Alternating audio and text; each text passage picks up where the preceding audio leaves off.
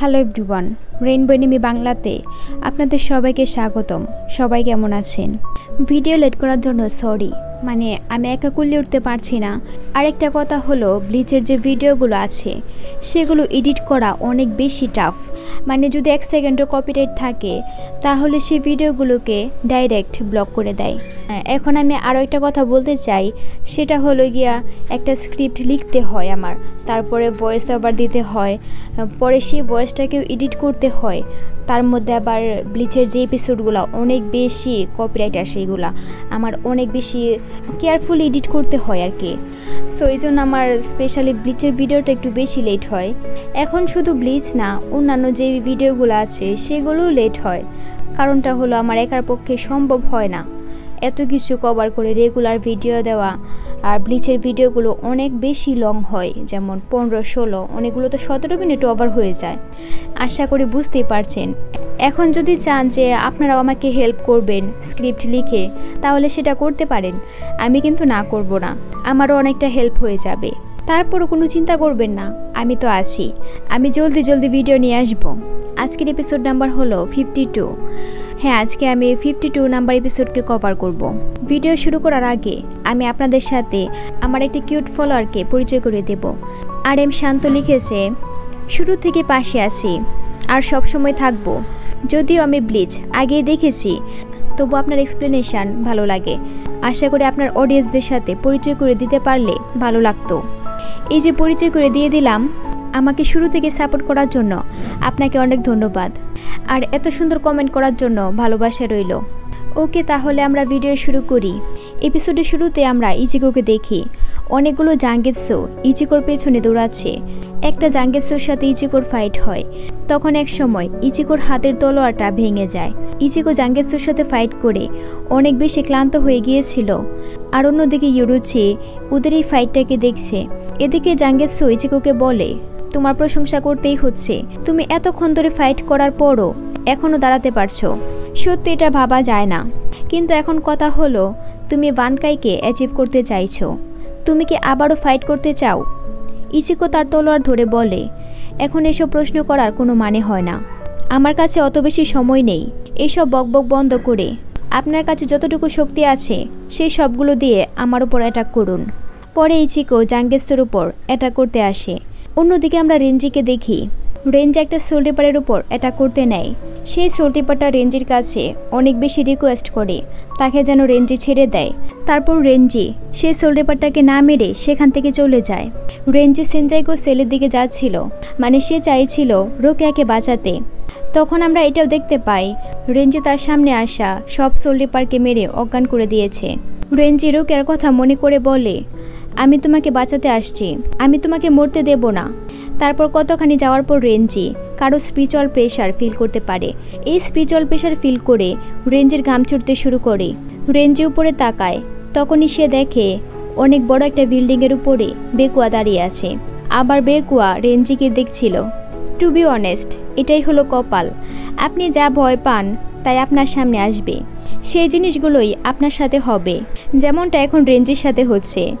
রেঞ্জি কিন্তু বেকুয়াকে ভয় পায়, কারণ বেকুয়া অনেক বেশি পাওয়ারফুল। এখন রেঞ্জির সামনে বেকুয়াই চলে এসেছে। পার্সোনালি আমি বলবো যে এই এপিসোডটা অনেক বেশি ইন্টারেস্টিং। এমন একটা টুইস্ট আছে যা একদম আউটস্ট্যান্ডিং, বিশ্বাস করার মতো না। এখন একটু ধৈর্য ধরে অপেক্ষা করুন, সময় হলে সবই দেখতে পাবেন। বেকুয়া জিজ্ঞেস করে, রেঞ্জি তুমি কোথায় যাচ্ছ? রেঞ্জি কি উত্তর দিবে বুঝতে পারছিল না। তারপরও সে সাহস করে বলে, রোকেয়াকে বাঁচাতে। বেকুয়া বলে, তুমি পারবে না। রেঞ্জি রাগ হয়ে বলে, আমি এটা করব। রেঞ্জি জিজ্ঞেস করে, আপনি কি আমাকে যেতে দিবেন না?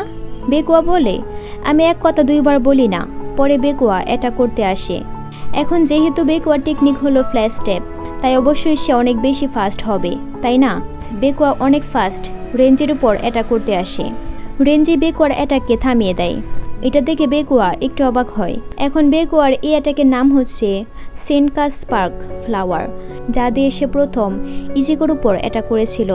আমরা অনেক আগের একটা এপিসোডে দেখেছিলাম, যখন ফার্স্ট ওরা রোকেয়াকে নিতে গিয়েছিল তখন তো ইচিকো বাঁচানোর চেষ্টা করেছিল, তখন বেকুয়া এই অ্যাটাকটাকে ইউজ করেছিল।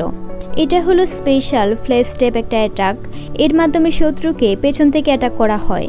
এই অ্যাটাকের স্পেশালিটি হলো এটা সোল চেইনকে ধ্বংস করতে পারে, আবার সিঙ্গেল একটু খোঁচা মেরে সোলকে ঘুম পাড়িয়ে দিতে পারে। আর এই সব ইনফরমেশন রেঞ্জে আমাদেরকে দিচ্ছিল। রেঞ্জে আরও বলে, আমি আপনার এই মুভকে অনেকবার দেখেছি, এটা আপনার সবথেকে প্রিয় একটা মুভ। আমি আগে থেকে বুঝতে পেরেছি আপনি এটাকে ইউজ করবেন, কিন্তু এখন আমার বডি অনেকটাই ফাস্ট, তাই এখন আমি আপনার মোকাবেলা করতে পারবো। কুচিকি বেকুয়া, আপনি আমাকে মারতে পারবেন না। জাস্ট ইমেজিন, আপনি 1 থেকে 2 মিনিট পর্যন্ত বকবক করছেন আর সামনের পক্ষ কোনো কথা বলছে না। মানে বেকুয়ারও সেম অবস্থা। রেঞ্জে এত কিছু বলার পরও বেকুয়া কিচ্ছু বলেনি, সে জাস্ট চুপ করে শুনছে। এটা কি ভাবা যায়? তারপরে বেকুয়া অধৈর্য হয়ে বলে, আমি জানি তুমি অনেক বেশি বাচাল, তবে কি এমন আছে যা তোমাকে এত বেশি আত্মবিশ্বাসী করে তুলছে? তুমি কি ভাবছো তুমি তা দিয়ে আমার তলোয়ারকে সারপাস করতে পারবে? পরে বেকুয়া তার শিকাইকে অ্যাক্টিভেট করতে নেয়, কিন্তু রেঞ্জে তাকে থামিয়ে দেয়। মানে বেকুয়াকে তার শিকাই অ্যাক্টিভেট করতে দেয় না। রেঞ্জি বলে, আমি তো আগেই বলেছি আপনি আমাকে মারতে পারবেন না। তবে আমি একজন কমান্ডার, এর জন্য না। আমি কমান্ডার হওয়ার আগে থেকে চাইতাম আপনাকে সারপাস করতে। কিন্তু বেকুয়া রেঞ্জের এসব কথা কানেই নেয় না। সে বলে, তাহলে তুমি এখন নাম না বলেও তোমার জানপাক্তুকে রিলিজ করতে পারো। রেঞ্জি বলে, আমি আপনাকে সারপাস করব। আমরা আবার ইচিকোকে দেখি। এইবারের অ্যাটাকে ইচিকো জাঙ্গেসুর তলোয়ারকে ভেঙে ফেলে। তখন অন্য একটা জাঙ্গেসু এসে ইচিকোর উপর অ্যাটাক করে দেয়। এতে ইচিকো আহত হয়ে মাটিতে বসে পড়ে। জাঙ্গেসু বলে, আর না, তোমার বডি অলরেডি লিমিটে চলে এসেছে। তারপর তুমি যদি না মানো তাহলে তুমি বানকাই অ্যাচিভ করার আগেই মারা যাবে। তুমি কি এখনও লড়াই করতে চাও? এদিকে আমরা আবার রেঞ্জিকে দেখি। গেস হোয়াট, এখন কি হয়? মাই গড, এটা ভাবা যায়? ফাইনালি রেঞ্জিও তার বানকাইকে রিলিজ করে দিয়েছে। ওর বানকাইও অনেক বেশি পাওয়ারফুল ছিল। আর যদি তার বানকাই ফর্মের কথা বলি, তবে সেটা একটা স্নেকের মতো, আবার মুখের মধ্যে একটা বড় স্কেলিটন। এখন এটা সাপের নাকি অন্য কিছু আমি বলতে পারছি না। আর রেঞ্জের বানকাইয়ের নাম হচ্ছে হিহিও জাবিমারো। এটা দেখে বেকুয়া বলে, আমি জানতাম না তুমি বানকাই অ্যাচিভ করে নিয়েছো। রেঞ্জি বলে, জানবেন কিভাবে? আপনি আপনার সুবিধা ছাড়া অন্য কারোর উপর কি খেয়াল রেখেছেন? আপনার সুবিধা হয় এমন কিছুতেই আপনার মনোযোগ থাকে। এখন আমি আপনাকে বলছি আমি রোকেয়াকে বাঁচাবো। এটা শুনে বেকুয়া বলে, আমি আবার রিপিট করব না। এতে রেঞ্জি রেগে যায়। রেঞ্জি বলে, আপনি যদি আমাকে যেতে না দিন তাহলে আমি আপনাকে মেরে ফেলবো। মানে রেঞ্জির এত কনফিডেন্স কই থেকে আসলো? সে কুচিকে বেকুয়াকে মেরে ফেলার কথা বলছে। মানে ওর কলিজা কত বড় হয়ে গেছে আল্লাহই জানে। এখন আপনাদের কি মনে হয় রেঞ্জি বেকুয়ার সামনে টিকতে পারবে? আমার কাছে তো মনে হচ্ছে রেঞ্জি টিকতে পারবে না। বেকুয়া বলে, এটা সম্ভব না, তুমি আমাকে তোমার সামনে ঝুঁকাতেও পারবে না। তখনই রেঞ্জি এটা করে দেয়। রেঞ্জির বানকাই ফর্মটা অনেক বেশি পাওয়ারফুল ছিল। এটা চারপাশে সব কিছুকে ভাঙতে শুরু করে। আর বেকুয়া যেখানে যাচ্ছিল রেঞ্জির এই বানকাই ফর্মটা সেদিকে এটা করছিল। একসময় রেঞ্জির বানকাই ফর্মটা বেকুয়াকে ধরেও ফেলে। মানে বেকুয়া তার মুখের উপর ছিল। তখন বেকুয়া তার শিকাই ফ্রম স্কেটার সেনবন জাগোরা ইউজ করে, যার জন্য রেঞ্জির বানকাই ভেঙে টুকরো টুকরো হয়ে যায়। তখনই বেকুয়া দেখে রেঞ্জের যে বানকাইটা আছে সেটা আবারও আগের মতো হয়ে গেছে। আসলে রেঞ্জের জানপাক্তু যেমন লম্বা হয়ে যায় আবার ছোট হয়ে যায়, ঠিক তেমনই এটাও এরকমই হয় আর কি। এটা দেখে বেকুয়া অবাক হয়ে যায়। রেঞ্জি বলে, সেনবন জাকুরা এর মধ্যে 1000-এর বেশি ছোট ছোট ব্লেড থাকে, যা খালি চোখে দেখা যায় না। এই ব্লেডগুলো যখন ইউজ করা হয় তখন সেগুলো এলোমেলো হয়ে অ্যাটাক করে, একদম এলোমেলো বাতাসের মতো। আমি সেই সব কিছু জানি, তবে আপনি কি জানেন আমার জানপাক্তুর যে জয়েন্টগুলো আছে সেগুলো আমার স্পিরিচুয়াল প্রেশারের জন্য আবারও জোড়া লেগে যায়। আপনার ব্লেড দিয়ে এগুলোকে কাটতে পারবেন না। এখন আলাদা হয়েছিল কারণ আমি চেয়েছিলাম, এই জন্য। এগুলো শুনে বেকুয়া আরও বেশি অবাক হয়ে যায়। পরে রেঞ্জে আবারও অ্যাটাক করে। এটাকে বেকুয়া ডজ করে নেয়। এই অ্যাটাকটাকে ডজ করতে গিয়ে বেকুয়া আবার মাটিতে বসে পড়েছিল। এটা দেখে রেঞ্জি বলে, আপনি আমার সামনে ঝুঁকে গেছেন, এখন আমি আপনাকে হারাবো। তাহলে চলুন আমাদের মাঝে একটা ব্যাটেল হয়ে যাক। বেকুয়া বলে, ঠিক আছে, এখন আমি তোমাকে আমার তলোয়ারের পাওয়ার দেখাবো। এটা শুনে রেঞ্জি রেগে যায়। পরে রেঞ্জি আবারও অ্যাটাক করে দেয়। রেঞ্জের অ্যাটাক বেকুয়ার গায়ে লাগতেই যাবে, তখনই বেকুয়া তার একটা কিডো ইউজ করে। এর জন্য সেখানে অনেক বড় একটা ব্লাস্ট হয়। রেঞ্জি এই ব্লাস্ট থেকে বাঁচার জন্য তার চারপাশে বানকাই ফ্রমটা দিয়ে একটা ব্যারিয়ার বানায়। এর জন্য রেঞ্জের কোনো ড্যামেজ হয় না। পরে রেঞ্জি আবারও বেকুয়াকে অ্যাটাক করতে নেয়। রেঞ্জি বলে, আপনি কি ভেবেছিলেন এটা দিয়ে আপনি আমাকে থামাতে পারবেন? এদিকে রেঞ্জের অ্যাটাক বেকুয়াকে হিট করার আগেই তার যে জানপাক্তর ফর্মটা আছে তা পুরোপুরি ধ্বংস হয়ে যায়। এদিকে রেঞ্জি বেচারা বুঝতে পারছে না এটা কি হলো আর কেনই বা হলো। এখন বেসিক্যালি এটা বেকুয়ার কিডোর পাওয়ার। এর জন্য রেঞ্জের যে বানকাই ফর্মটা আছে সেটা ডিস্ট্রয় হয়ে যায়। বেকুয়া বলে, তোমার থেকে আমার মুভমেন্টকে লুকাতে আমি কিডো ইউজ করিনি, আমি তোমাকে বানকাইয়ের মিনিং বোঝাতে এটা করেছি। বানকাইয়ের দুর্বলতা হলো এর সাইজ, কারণ এই সাইজ আর আকার যে কোনো ব্লেডকে সারপাস করে দেয়। তাই বানকাই অ্যাচিভ করার পর তা কন্ট্রোল করার জন্য ট্রেনিং করতে হয়। রেঞ্জি, তুমি এখনও ব্যাটেলে বানকাই ইউজ করার জন্য রেডি না। এটা শুনে রেঞ্জি রাগ হয়ে বলে, তো কি হয়েছে, আমি এই সব কিছু জানার পরই এখানে এসেছি, কিন্তু সৌভাগ্যবশত আমার বানকাই একটু সোলো, তাই এতে কোনো সমস্যা হচ্ছে না। পরে রেঞ্জি আবারও এটা করতে নেয়। এটা দেখে বেকুয়া তার আরও একটা কিডো ইউজ করে। এই জন্য রেঞ্জি একটা ট্র্যাপে আটকে যায়। রেঞ্জি নাড়াচাড়া করতে পারছিল না। বেকুয়া বলে, তুমি কি ভেবেছ তুমি আমাকে হারাতে পারবে? তুমি হয়তো ভুলে গেছো আমি নিজেও বানকাই অ্যাচিভ করেছি। এখন যে কি হতে চলেছে প্রথমে আমার কাছে বিশ্বাস হচ্ছিল না। বানকাই সেনবন জাকুরা কাগেয়োশি। এটা বলে বেকুয়া তার জানপাক্তুকে মাটিতে ছেড়ে দেয়। বেকুয়া নিজেও রেঞ্জের বিরুদ্ধে তার বানকাইকে অ্যাক্টিভেট করে দিয়েছে। বেকুয়ার বানকাইটা আমার কাছে অনেক বেশি স্মুথ লাগছে।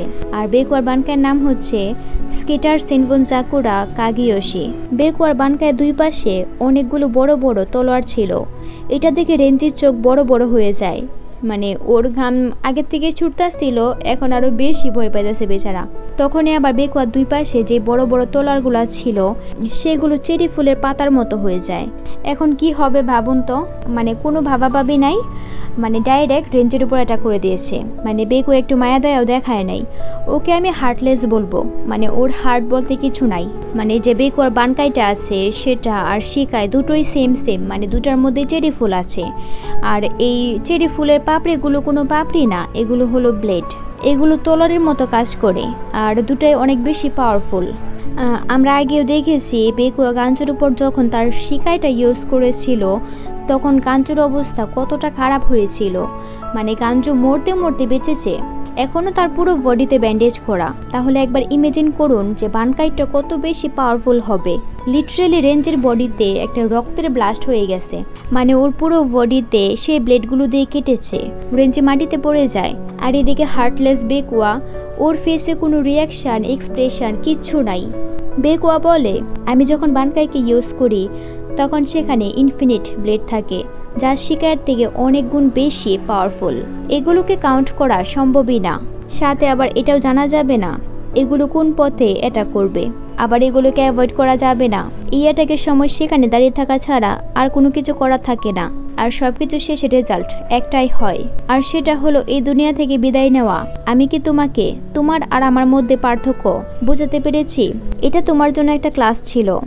একটা জন্তু শুধুমাত্র পানিতেই চাঁদের রিফ্লেকশন দেখতে পায়, সে কখনোই চাঁদকে ধরতে পারে না।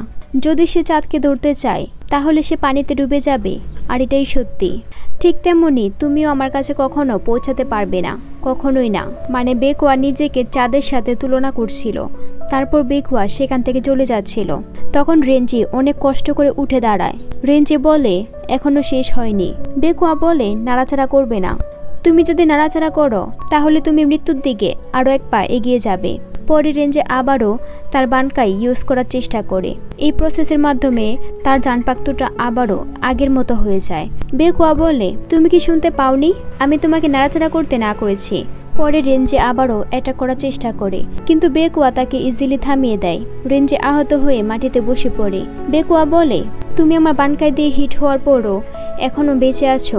তুমি যদি এখন আবার নাড়াচাড়া করার চেষ্টা করো তাহলে আমি তোমাকে ছেড়ে দেব না। পরে বেকুয়া তার একটা তলোয়ার নিয়ে বলে, আমার ব্লেড দিয়ে আমি এখনও তোমাকে পিস পিস করতে পারবো। তোমাকে অবশ্যই জানতে হবে তোমার বানকাই চলে গেছে। যখন কোনো বানকাই তার মাস্টারের পারমিশন ছাড়া গায়েব হয়ে যায়, তার মানে হলো সেই মাস্টারের শেষ সময় চলে এসেছে। খুব জলদি তুমিও গায়েব হয়ে যাবে। আমি তোমাকে আবারও জিজ্ঞেস করতে চাই, তুমি কি রুকিয়াকে বাঁচাতে চাও? এদিকে রেঞ্জি মনে মনে বলে, আমি নিঃশ্বাস নিতে পারছি না, আমি নাড়াচাড়াও করতে পারছি না। এমন মনে হচ্ছে আমার স্পিরিচুয়াল প্রেশার ছাই হয়ে যাচ্ছে। এটাও মানতে হচ্ছে এই মানুষটা আমার ধরা ছোঁয়ার বাইরে, কিন্তু এখন আমার কাছে আর কোনো চয়েস নেই। তখনই রেঞ্জির ইচিকোর কথা মনে পড়ে। এদিকে আমরা ইচিকোকে দেখি, জাঙ্গিৎসু তখন বলছিল আবারও উঠে দাঁড়াতে। ইচিকো একটা শয়তানি হাসি দেয়, আর এদিকে রেঞ্জিও একটা শয়তানি হাসি দেয়। তারপর রেঞ্জি বলে, আমি কসম করে বলছি আমি ওকে বাঁচাবো। তারপর রেঞ্জি বেকুয়ার তলোয়ার ভেঙে ফেলে আর বেকুয়াকে অ্যাটাক করতে আসে। তখন রেঞ্জির অতীতের কথাও মনে পড়ছিল।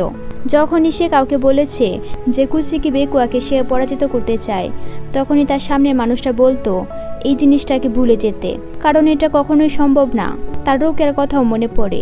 ফাইনালি রেঞ্জি বেকুয়াকে অ্যাটাক করতে পারে, বাট এতে বেকুয়ার কিছুই হয় না। ওর বডিতে লেগে রেঞ্জির জান পাক্ত ভেঙে যায়। আসলে রেঞ্জি নিজেকে অনেক বেশি ফোর্স করছে। যদিও রেঞ্জি বেকুয়ার কিছু করতে পারেনি, কিন্তু বেকুয়ার ঠিকই করে দিয়েছে। মানে বেকুয়া রেঞ্জিকে স্ল্যাশ করেছে, আমরা তা দেখতে পাইনি। কারণটা হলো বেকুয়া অনেক বেশি ফাস্ট, আমরা শুধু রক্তই দেখতে পাই। পরে রেঞ্জে মাটিতে পড়ে যায়। বেকুয়া তার গলায় থাকা যে মাফলারটা আছে সেটা রেঞ্জির উপর দিয়ে দেয়, কারণ সে ভেবেছিল যে রেঞ্জি কিছুক্ষণের মধ্যে মারা যাবে। বেকুয়া বলে, তুমি সত্যি সত্যি আমার কাছে পৌঁছে গেছো। তারপর বেকুয়া সেখান থেকে চলে যায়। এপিসোডের লাস্টে আমরা রুকিয়াকে দেখি। সেনজাইকুর যে গার্ডরা আছে তারা রুকিয়াকে নিয়ে যাচ্ছিল। তখনই রুকিয়া রেঞ্জের স্পিরিচুয়াল প্রেশারকে ফিল করতে পারে, যেটা অনেক বেশি দুর্বল হয়ে গিয়েছিল। এটা ফিল করে রুকিয়া অনেক বেশি চিন্তায় পড়ে যায়। রুকিয়া এটাও বুঝতে পারে যে রেঞ্জি ওর জন্যই কারোর সাথে ফাইট করেছে, আর এখন সে মৃত্যুর সাথে লড়াই করছে। তখনই সেখানে ক্যাপ্টেন ইচিমারু গিন চলে আসে।